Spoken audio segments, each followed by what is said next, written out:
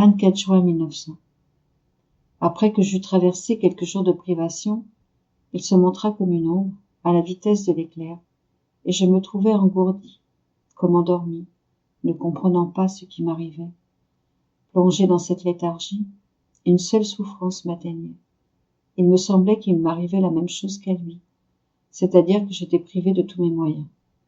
La personne plongée dans cet état ne peut ni se plaindre, ni se défendre, ni faire appel à quelque moyen que ce soit pour se libérer de son infortune. Pauvre elle dort. Si elle était éveillée, elle saurait certainement comment se défendre contre son infortune. Tel était mon misérable état. Il ne m'était pas permis de gémir, de soupirer, de verser une seule larme, même si j'avais perdu de vue mon Jésus, lui qui est tout mon amour, tout mon bonheur, mon plus grand bien. Autrement dit, pour que je ne sois pas blessé par son absence, il me berça pour m'endormir, et il me laissa. Ô Seigneur, réveille-moi, pour que je puisse voir mes misères, et savoir au moins ce qui me manque. Et pendant que j'étais dans cet état, j'entendis à l'intérieur de moi Jésus béni. Il gémissait sans arrêt. Ces gémissements blessèrent mes oreilles. M'éveillant un peu, je lui dis, mon seul et unique bien, à travers tes plaintes, j'ai perçu l'état très souffrant dans lequel tu es. Cela t'arrive parce que tu veux souffrir seul et que tu ne me laisses pas partager tes souffrances. Au contraire, tu m'as bercé pour m'endormir sans rien me laisser comprendre. Je comprends d'où tout cela provient. Ta justice est ainsi plus libre pour punir. Mais, oh, aie pitié de moi, parce que sans toi je suis aveugle. Toi qui es si bon, tu as besoin d'avoir quelqu'un qui te tienne compagnie, qui te réconforte, qui, de quelque façon, amoindrisse ta colère. Quand tu verras tes images périr dans la misère, peut-être que tu te plaindras davantage, et que tu me diras, oh, si tu avais été plus appliqué à me réconforter, si tu avais pris sur toi les souffrances de mes créatures, je ne verrais pas mes membres aussi torturés. N'est-ce pas vrai, mon très patient Jésus? Par pitié, réagis un peu, et laisse-moi souffrir à ta place. Pendant que je disais cela, il gémissait continuellement, comme s'il voulait de la pitié et du réconfort. Mais moi, voulant le soulager, en partageant ses souffrances, je tirais sur lui, comme pour le forcer. Ainsi, à la suite de mes prières ferventes, il étendit dans mon intérieur ses mains et ses pieds cloués, et me partagea un peu de ses souffrances.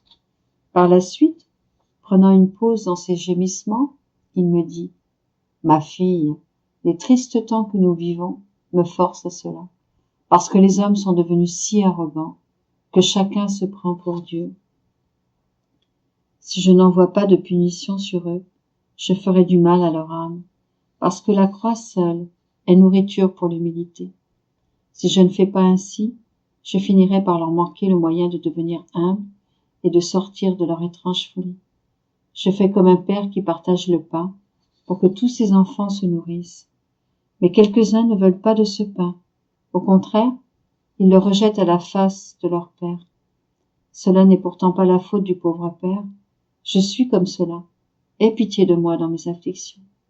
Ayant ainsi parlé, il disparut, me laissant à moitié endormi, ne sachant pas si je devais complètement me réveiller ou si je devais encore dormir.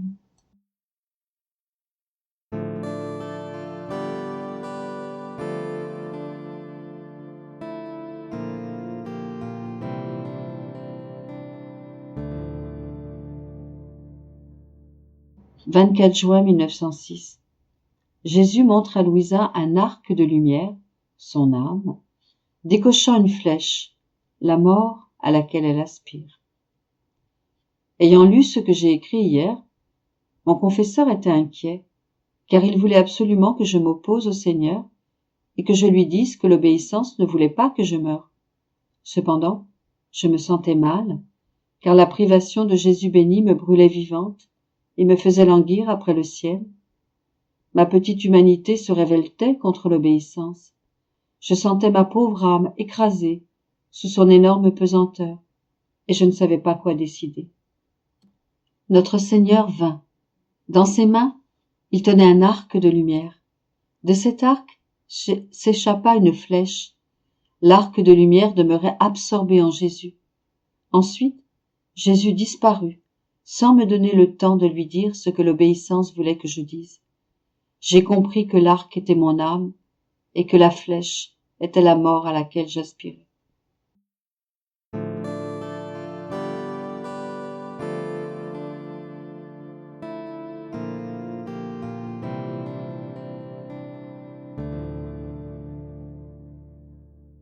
« 24 juin 1913. L'âme qui n'a pas d'appétit pour le bien. L'âme qui n'a pas d'appétit pour le bien ressent une sorte de nausée et de répulsion pour le bien. Donc, elle est le refus de Dieu. «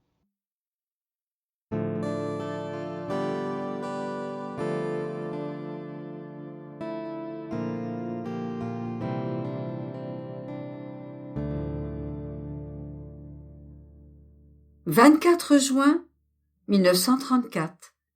La créature qui vit dans notre volonté sent battre le cœur divin dans ses œuvres.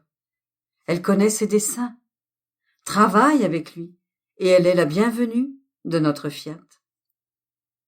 Je me sens entre les bras de la divine volonté qui, avec une insurpassable bonté, me montre tout ce qu'elle a fait par amour des créatures. Et comme tout a été fait par pur amour, elle semble ne pas être heureuse, à moins d'être connue et aimée à son tour par celles qui sont la cause de toutes ses œuvres et de son indescriptible magnificence. Mon esprit était perdu dans la multiplicité des œuvres divines, et mon toujours aimable Jésus, répétant sa brève visite, me dit : « Ma petite fille, notre amour et nos œuvres veulent prendre vie dans la créature. Ils veulent qu'on les sente palpiter pour lui donner l'amour et les fruits que contiennent nos œuvres, qui, en prenant naissance dans la créature, produisent l'amour et les fruits divins. Tout ce que nous avons fait est toujours en acte, et nous appelons la créature dans l'acte en cours pour lui faire connaître nos œuvres, tout l'amour qu'elles contiennent, avec quelle sagesse et quelle puissance elles ont été formées, et que c'est toujours pour elles que nous agissons. Tout ce que nous avons fait était pour nous faire aimer de la créature. Nous n'avons besoin de rien, parce que nous possédons en nous-mêmes, dans notre être divin, tous les biens possibles et imaginables, et comme nous avons la vertu créatrice, nous pouvons créer tous les biens que nous voulons. Par conséquent, toutes nos œuvres externes ont été faites pour les créatures, pour leur donner l'amour, leur faire connaître celui qui les aime tant, afin que cela puisse leur servir d'escalier pour monter jusqu'à nous et nous donner leur petit amour. Nous nous sentons volés et trahis par la créature qui ne nous aime pas. Ma fille, veux-tu savoir qui est celle qui peut recevoir notre amour contenu dans les choses créées, connaître notre dessein, recevoir les connaissances et nous donner son amour en échange? Celle qui vit dans notre volonté. Lorsque la créature entre dans ma volonté, elle la presse contre son sein avec ses ailes de lumière, et comme elle possède l'acte incessant, elle lui dit : « Regarde-moi et agissons ensemble, afin que tu saches ce que je fais. » Mon amour est distinct d'une chose créée à l'autre, et tu reçois tous les degrés de mon amour ardent, au point d'être couverte et inondée d'amour, et de répéter uniquement que tu m'aimes, que tu m'aimes, que tu m'aimes. Mais si la créature ne le sait pas, elle est incapable de recevoir la plénitude de l'amour ou de goûter les fruits de nos œuvres. Mais je vais te faire une autre surprise. Lorsque la créature entre dans notre volonté pour connaître tout ce que nous avons fait dans la création, dans la rédemption et en toutes choses, elle est non seulement admirablement enrichie par les œuvres de son Créateur, mais elle nous donne aussi une gloire nouvelle, comme si nos œuvres pouvaient être répétées.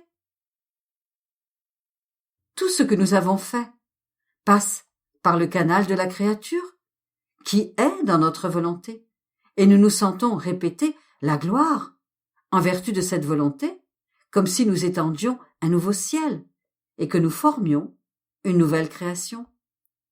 Lorsque nous la sentons venir dans notre volonté, nous l'accueillons et débordant d'un amour nouveau pour elle, nous lui disons « Viens, touche de ta main ce que nous avons fait.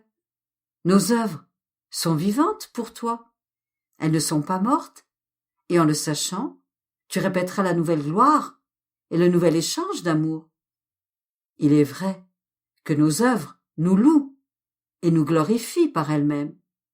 En vérité, c'est nous-mêmes qui nous louons et nous glorifions continuellement. Mais la créature, dans notre volonté, nous donne quelque chose de plus. Elle nous donne sa volonté agissante dans nos œuvres, son intelligence pour les connaître et son amour pour nous aimer. Nous ressentons alors la gloire qu'une volonté humaine répète pour nous, cette gloire, comme si nos œuvres se répétaient. C'est pourquoi je te veux toujours dans mon divin fiat, afin de recevoir ses secrets et boire, à grande gorgée, ses admirables connaissances. Lorsqu'elle est connue, la vie est communiquée, les œuvres sont répétées et le but atteint.